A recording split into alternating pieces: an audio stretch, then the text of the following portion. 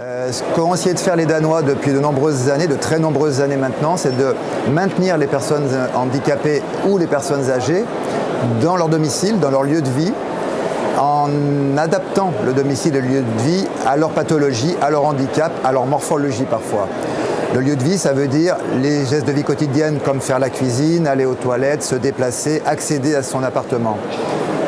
Ramener ensuite à l'apparition de la collectivité, ou du moins le temps de la vie où on doit intégrer une collectivité, ils ont également cherché à banaliser l'aspect de la collectivité, c'est-à-dire à démédicaliser absolument tout ce qui est nécessaire à la personne handicapée ou à la personne âgée. Une cuisine à hauteur variable, par exemple chez les Danois, est une cuisine qui est équipée de mobilier grand public, qu'on choisit en fonction de ses goûts, en fonction de ses budgets, qu'on soit chez soi ou qu'on soit en établissement. Et puis derrière, les Danois ont conçu tout un tas d'aides techniques, industrielles, pour que ces cuisines deviennent réglables en hauteur et donc accessibles à tout un chacun pour ses besoins quotidiens. Il y a également une grosse différence en termes de financement, puisque chez les Scandinaves au sens large et au Danemark plus précisément, l'État prend en charge l'équipement des particuliers, que ce soit en fauteuil adapté, en éléments de cuisine à hauteur variable ou en salle de bain adaptée. Ça n'est pas le cas en France, ou du moins pas aussi directement. C'est beaucoup plus compliqué de monter un dossier de remboursement pour le particulier chez lui. Quant à la collectivité, à la maison de retraite, à l'EHPAD ou à la résidence senior, c'est une question de mentalité. On met beaucoup plus facilement la personne âgée aujourd'hui en fauteuil roulant qu'on ne va la mettre sur des fauteuils dits de bureau, mais très adaptés à la pathologie ou au handicap de la personne âgée, avec par exemple des repose-têtes réglables en hauteur, en largeur, des maintiens thoraciques parfois, des roues qui pivotent très bien pour pouvoir pousser très facilement les personnes âgées. Le but, c'est de réhumaniser le lieu de vie, collectif ou individuel. Et le Danemark, c'est le confort, la fonction, mais également le design. Rien n'est apparent.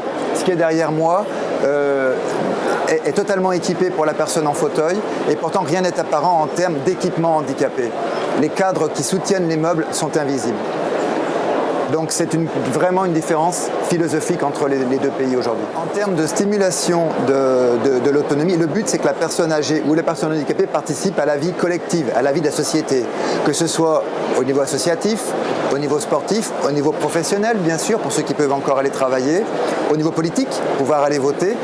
Donc les stimuler, ça veut dire permettre à leurs muscles, par exemple, de préserver une intégrité qui leur permette de se déplacer, d'aller voter, d'aller jouer, d'aller rencontrer les autres. Et pour que ces gens puissent se déplacer, il faut des aides techniques, des véhicules adaptés, du mobilier adapté, de l'équipement adapté chez soi, parce que plus longtemps je reste chez moi, plus longtemps je suis autonome, moins je me grabatérise, moins je deviens moins respectueux de moi-même en fait, et ce n'est pas du cynisme, mais moins je coûte cher à la société ou à la collectivité, parce qu'en France, on va traiter chimiquement un grabataire, et la dépense médicale, la dépense de médicaments chez le particulier ou en établissement est extrêmement coûteuse en France. Un des premiers conseils que je pourrais donner, c'est effectivement de se rapprocher de professionnels qui connaissent le type d'équipement correspondant à tel type de pathologie. On peut les trouver sur les salons comme celui où vous êtes aujourd'hui, on peut les trouver sur les sites internet spécialisés, on peut se rapprocher des maisons départementales du handicap qui maintenant, dans chaque département de France, ont des ergothérapeutes qui connaissent l'ensemble des solutions adaptées et qui aideront à trouver la solution technique adaptée, et qui également aideront pour partie ou pour globalité à financer les aménagements du logement. Pour les particuliers uniquement, pas pour les collectivités.